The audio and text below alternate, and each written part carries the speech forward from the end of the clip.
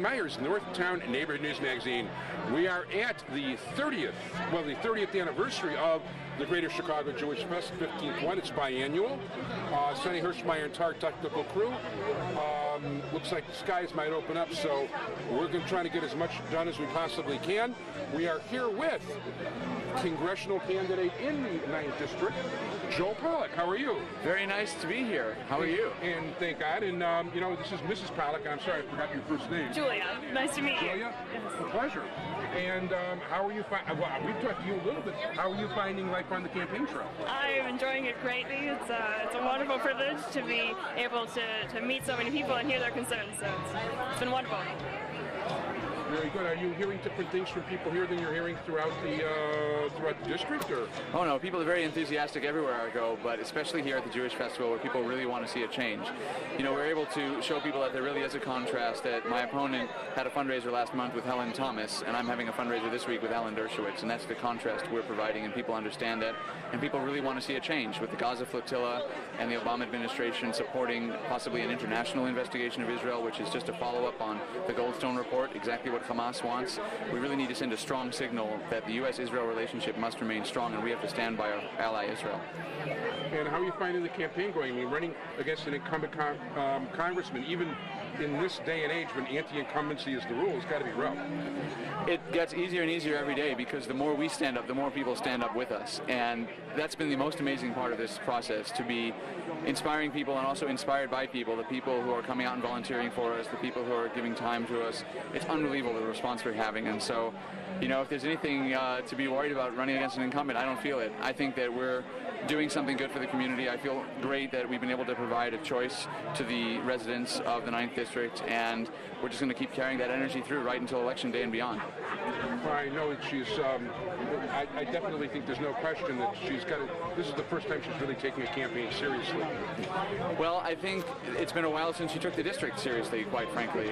And she told a reporter last week when they complained about the fact that Obama wasn't doing what they wanted, she said, well, you need to get off your etc. And that's the approach she's taken, that her job, as she sees it, is to represent Washington to the district. I believe my job will be to represent the district in Washington. It's a different approach, different philosophy, and she's trying, I think, to catch up to where we are and what our message is, but I think that people are ready for a change and they're going to vote for a change.